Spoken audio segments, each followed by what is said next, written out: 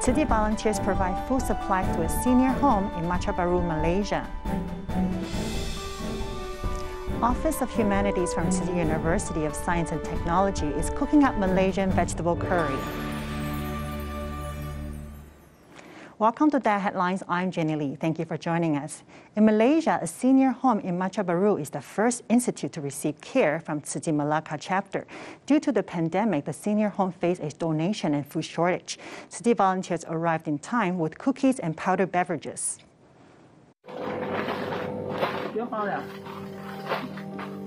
In the supermarket, volunteers purchase different powdered drinks and cookies, as these supplies will be sent to a Machap Baru senior home. The senior home is the first institute to receive care from Tzu Chi Malacca chapter. The care began from 1992 till now, spanning over 29 years.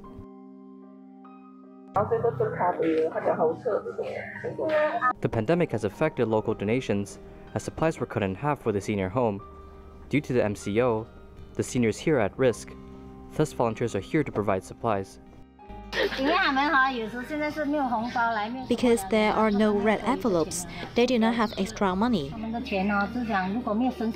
If they have extra money but didn't save up, they cannot survive. The pandemic is scary, so I told the seniors to listen to me. I can find the sisters for help, asking them for food. And if we run out of food, at least there are cookies and drinks to help our seniors out.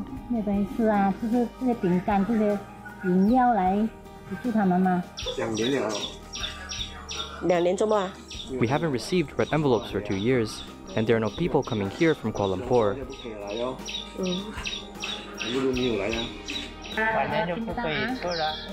We cannot go out. We have to stay here. If we run out of cookies, we can't do anything about it.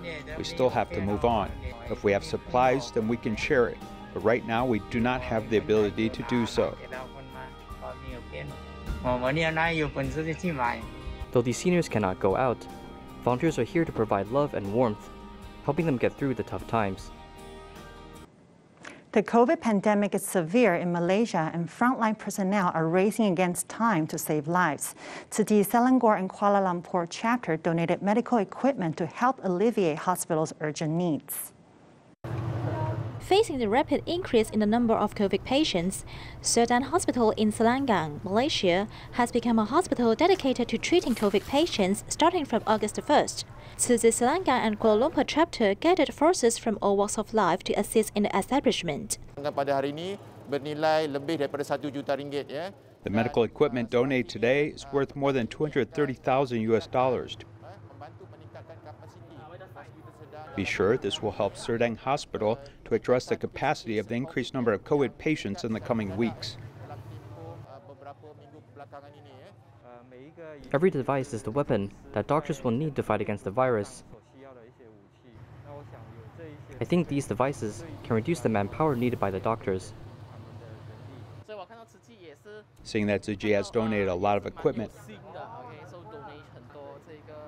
I also want to contribute my part, so I came to donate.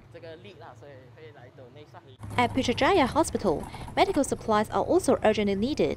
It is imperative for everyone to do well in epidemic prevention so as to avoid increasing burden on medical care.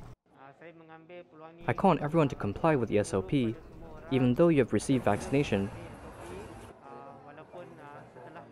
I hope everyone is safe. In addition, the Sri Dilima Sports Complex, located in Kepong, also faced the problem of inputting COVID screening data. So the volunteers came with second-hand computers to help ease the problem. We have sent 7 computers for them to use. They need computers here. Whenever there is a need, the volunteers will be there to provide timely assistance, so that the frontline staff will have no worries in fighting the virus. Malaysia continues to face another wave of a COVID outbreak, and hospitals are lacking medical supplies. Besides sending supplies and equipment to hospitals, Kera Tzu Chi volunteers are using their social connections to gather support. It never occurred to me this would happen. Kedah is a farming area. The economy is not based on tourism. And now the pandemic has exploded, and we're top 3 in numbers of COVID patients in Malaysia. No matter if it's a public holiday or paid holiday, the medical staff continues to be on call. Today was a busy day because there are many confirmed patients right now in Pindang. With the increase in confirmed patients, Kedah has become the top 3 COVID-affected areas in Malaysia. Tzu Chi volunteers continue to send supplies to hospitals, relieving the burden of the medical staff. We don't have a medical background, but we can send supplies to help, so they can help save lives. We're the supporting role of saving lives.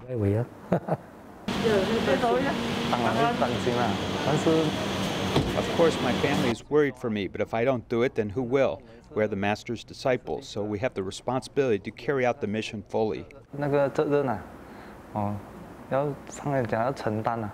Besides supporting frontline healthcare workers, those Dharma family members who remain behind at home take to their social circle to gather donations. From 2 p.m. to 5 p.m., messages chimed in for donations. I was especially moved, since some of them might not have that much spare money, but they are still willing to donate something. The pandemic is so severe right now, and the medical needs are great. We are just doing what we can to help, and really it's the strength of friends who contribute. I couldn't have done this on my own. The power of love is even greater with the added technology, as society strives to be the support for frontline healthcare workers. The pandemic has disrupted learning for many students who do not have access to computers. Hsinchu Tzu Chi volunteer Liu Qiande often recycles second-hand computers at the recycling station. The 10 computers he and other volunteers had refurbished, and along with 100 laptops Tzu Chi Foundation purchased, would help students continue with online learning. Bring computers back from the recycling station. Liu Qiande carefully cleans and examines the device, as each second-hand computer can be used in the near future with a great purpose. After the pandemic, my daughter couldn't go to school. She has to join video calls for online classes. She told me some students can't attend class because they do not have computers, so we contacted them and helped them install computers. After the pandemic, many schools utilize online classrooms. Those students living in tribal regions do not have the means to access online learning. Therefore, volunteers are here to help them. He uses a phone for online class. By using a phone, the small screen is harmful for the eye. After knowing brother Qiande has second-hand computers, we wanted to install these computers for students, so that when students are in online classes, they won't harm their eye while being focused in class. The screen is bigger, it's more convenient. I can also open tabs in the browser to search for course materials. Besides computers, Tzu Chi Foundation also purchased 100 laptops, installing proper software for children to use as volunteers hope that students may catch up with their studies. 谢谢师姑，那么热的天气还请假过来帮我送电脑。那你一直都有在努力，对不对？也不会让爸爸担心。我希望他们这次有电脑就好。I hope the computers this time can be used properly, and my child can learn more knowledge from the computer. 知识。As computers are sent to impoverished students, they can now continue their studies under the pandemic.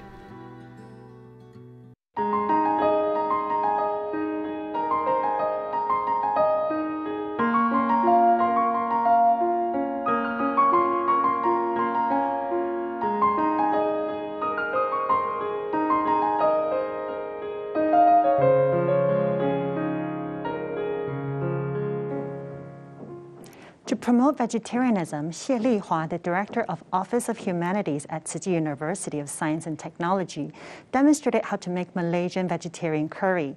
The ingredients contain turmeric, which has antioxidants and anti-inflammatory properties. During the pandemic, many people will cook it to boost immunity. Different kinds of ingredients, after prepared, were stir-fried together.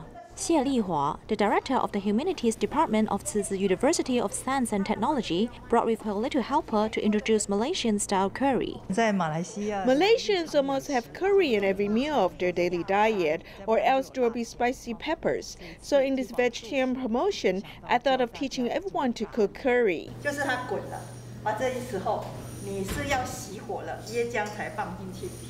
Although the ready-to-eat food package was used, the cooking process was not sloppy.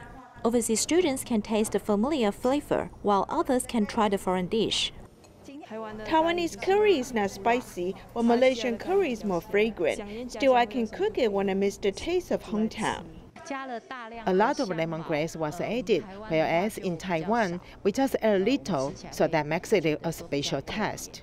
Moreover, one of the ingredients of curry is turmeric, which has antioxidant, immune-boosting, and anti-inflammatory effects. During the pandemic, some people treat it as a new food supplement for epidemic prevention. The fragrant vegetarian curry allows vegetarian food to have more flavor changes, which can be served with different staple foods, reducing food waste so that people can eat healthily and happily. Tzu Chi University organized an international food festival. In addition to promoting vegetarian food, students also took charge of filming and editing. Many students participated for the first time. The completed video will be uploaded onto the internet for sharing. Guys, what are we going to cook today? Soto Medan. Yeah, Soto Medan. Through the lens, the students were teaching everyone how to cook traditional Indonesian food. So we just pour a little bit of Not only do students know how to cook, but they also take the shots of the film. I'll pay special attention to the lighting, and the image should not be too close or too far, and it should not be blurred. Because of the pandemic, many foreign students cannot go back their hometown. Therefore, Tzu Chi University organized an international food festival where students can share their hometown cuisine. From discussing and planning what to cook, to filming, editing, and finishing work, it is actually a chance for international students to develop the skill during the summer vacation. I'm more interested in editing because I can match my favorite songs into the film, and also I can choose more important or suitable clips.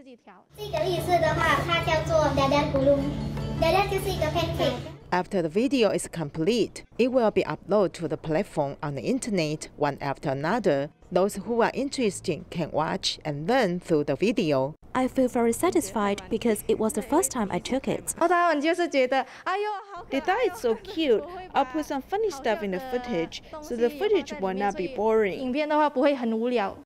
The International Food Festival of Tzu Chi University not only promotes vegetarian cuisine, but also makes summer life of the foreign students full and interesting. Kaohsiung Fengshan Tzu Chi volunteer Huang Cui-qing set up a recycling point at her home years ago. She did recycling while taking care of her mother. Even during the pandemic, the recycling point was still in operation, attracting many neighbors and friends to bring recyclables to her home. Tzu Chi volunteers would then pick up the recyclables every week.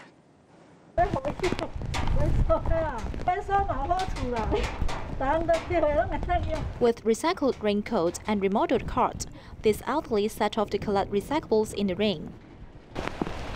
She doesn't know how to ride a scooter, so she goes to collect recyclables with the remodeled cart. Many neighbors will also take the initiative to bring recyclables in front of her home.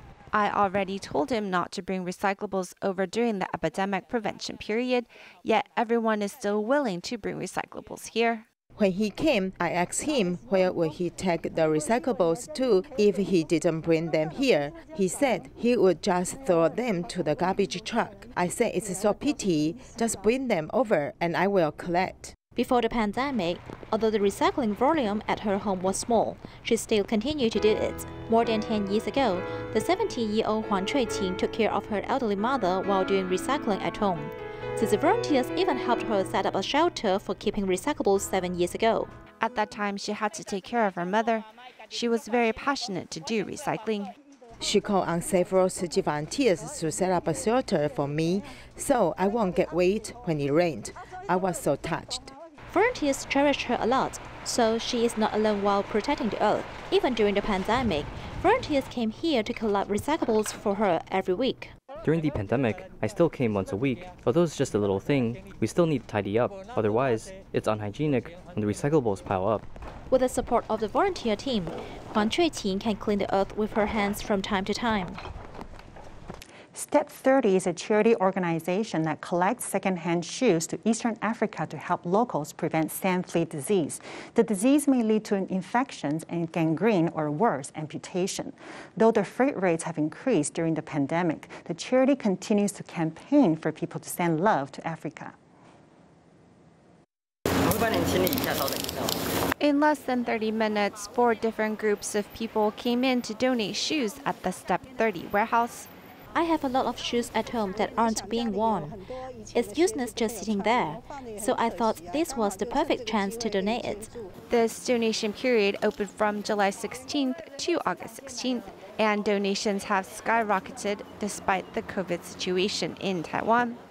One day, 5,000 boxes came in. However, the toughest part of carrying out this project is not seeking shoe donations. Ocean freight rates have increased about 70%. So carrying our projects, such as sending shoes to Africa, helping children with their foot disease, or even digging a water well for schools, have been difficult to carry out, especially now that there's a limit to how many people can gather.